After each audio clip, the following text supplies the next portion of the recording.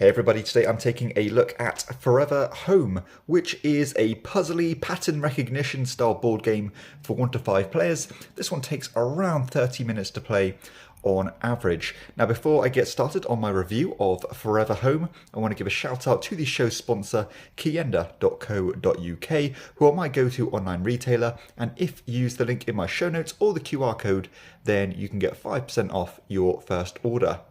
Okay, so Forever Home is going to look like this once it is set up, where you're going to have these 4 objective cards on display, which are going to be different goals that you are trying to reach towards by kind of rehoming the different dog types.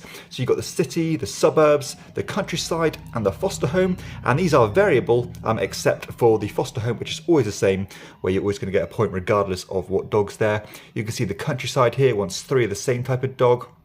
The suburbs want these particular sets of dogs, and the city here wants all different types of dogs to get a potentially massive 15 points there. You have this end of game scoring board here, which will score you points based on different categories at the end of the game, depending on what dogs you have left on your board, the amount of dogs that you've rehomed, or the type of dog that you've rehomed to the different types of homes, and that will make sense shortly. You have this kind of central display of these training cards, which are the kind of patterns that you're trying to build, and the actual dog tokens themselves, which you're going to use to build those patterns on the training cards. Each person's or each player's personal setup is going to look like this, where you have your own little shelter, which is essentially just a grid, and the different homes you can send them to afterwards. There's going to be an initial draft to take some starting dog tokens, and each player is also going to start with 3 of the training cards. So the objective, of course, is to get as many victory points as you can, and you're going to get them through completing these training cards. You're going to get them through these objectives on the endgame board here, and these public objectives that you're going to hopefully complete by rehoming the different dogs. Now, the game end will be triggered once one player has completed 7 of these training cards, and then everyone's going to have turns, so everyone's had an equal amount, and then of course the final score will be calculated. Now, the flow of the game is actually very simple, where on your turn you can take 2 actions, and you can do duplicate actions if you like, and there are 3 options that you can choose. The first of which is to take one of the dog tokens from the central display and place it on your shelter. So let's just say I end up taking this little spaniel token here. I'll place it on my board with the idea of trying to complete these objective cards. So you can see that these objective cards have 3 different bits of information on them. So number 1 is the amount of dogs that will be rehomed if you end up completing the objective card. The central part is the actual pattern itself that you're trying to build. So you can see here that this particular card wants 2 of the same type in a diagonal fashion. This one wants 2 of the same type in a diagonal fashion, plus 1 different dog on the kind of corner of it. It's important to say that these patterns can be mirrored, they can be flipped, so you can actually have a bit of play there, and they're not necessarily in the exact orientation on the card itself. And the bottom bit of information here is the points you'll get by completing that card.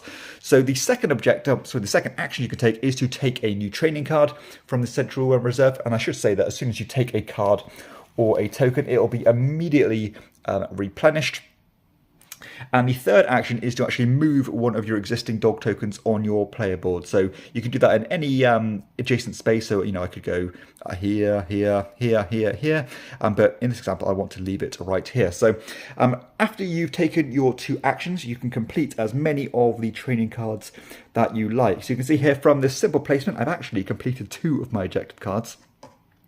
But the order which you resolve them is quite important. So you can see here that this particular card, once again, 2 of the same, and then 1 different one in a diagonal line. I have that here. I've got 2 of these kind of little Shih Tzu type dogs and 1 of these spaniels. Therefore, I've completed this objectives. I might want to cash that one in. Now, when I cash that one in, of course, it's going to go on my scoring pile. But as I said, this symbol here is going to show how many dogs you can rehome from the particular pattern that you have just built. Now, considering I have this other card in my hand, which I'll still be able to complete as long as I rehome this particular type. So what I'm going to do is I'm going to take that 1 rehome point, and I'm going to place it in either the city, the suburbs, the countryside, or the foster home. Again, trying to get as many points as I can from the public objectives. So, you know, considering that this particular orientation wants some of these little spaniels, I might want to put it in the suburbs with the aim of trying to build that set. Now, I still have this pattern built here, so I can actually complete this one as well. So let's do that. So I'm going to cash this card in, which again is going to be 2 towards my completed 7 cards to trigger the end of the game. I'm going to take one of those tokens again, and I'm going to place it on another one of these homes here. Now let's say I wanted to go for the countryside with the aim of trying to collect, you know, trios of them to get, you know, quite a healthy 6 points there. So maybe I want to tunnel vision myself into collecting more of these little dogs here. So this game is going to continue in turn order or player order, you know, taking those 2 out of 3 actions, trying to complete as many cards as you can to get as many points as you can, and again trying to achieve those objectives. Now again, once that 7th card has been completed by somebody, you're going to finish that final round, then you're going to add up all the points from your cards here and all the objectives you completed, and then you're going to really consult this board here. So you can see that this particular category is the most in training, and what this means is that you want to have these particular dog types, which is this kind of the husky type and the little French bulldog here. If you have the most of these remaining on your shelter at the end, as if you've not sent them to their homes, then you're going to get 3 points. If you have the most of the Frenchies, you'll get 1 point. These ones here is going to be the amount of these types of dogs that you've rehomed in any of the categories. So again, if you have the most of these greyhounds, you get 3 points. The most of the schnauzers, you're going to get 2 points. And the most of these little pink fluffy dogs, you get 1 point. And these ones here, you want to have these dogs in the different types of categories. You know, so if I had, say, you know, the more of these spaniels in a city, a suburbs, a countryside, and a foster home, then I might get 3 points because it's quite difficult to do that. And the same applies to the second category here, which are these kind of sheepdog style ones, which are going to get you 1 point. And as I said, you're going to calculate all those points, and the player with the most points will be the victor. Okay, so let's share some thoughts on Forever Home. And I really do appreciate the simplicity of this game with some layers of depth here. So the simple kind of 2 action system is fantastic. There's no rules convolution here at all. You know, take a card and add it to your hand, take the dog tokens, or simply move the dogs existing on your board. But what I really do love about this game, this is definitely the defining feature of it, is the kind of symbiosis between the different patterns that you're building, because you can actually build several cards at the same time, or aim towards several cards at the same time. Of course, being somewhat at the mercy of the cards and tokens in the center reserve there. Now, for example, I might want to be trying to, you know, build towards these pattern here with these little pink dogs, and at the same time I might want that kind of right pink dog to be the first one here and start building towards this pattern as well. And at the same time, I might be working on this one here by creating these cards with these gaps in between. But not only are you trying to build these patterns, you have to be cautious of which order you trigger them in or resolve them in, because again, you're going to have to rehome these dogs from those particular patterns, which can kind of sabotage or mess with your future plans. And it's very satisfying when you manage to map this out in your head, thinking, you know what, I'm going to do this one first, I'm going to get rid of this token, which might create this gap that I need here, which will start letting me lean towards this pattern. I can maybe draft this one for the next time and fill in that gap, and so on. So you're always kind of spinning several plates here at the same time, and it really is a true efficiency puzzle, because I like the fact that you have this kind of bit of mercy in the sense of being able to move your dog tokens around, and maybe you didn't make an optimal placement, or maybe the pattern you built, you know, previously doesn't quite fit in with your future plans. You can actually move these around.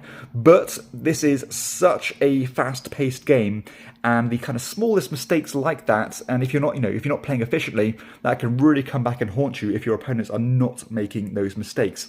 And at the same time, you are trying to juggle the patterns, you're trying to juggle the points, of course, that you're trying to get, along with the actual amount of rehoming points that you get, which is, you know, the bulk of your points are going to come from these objectives.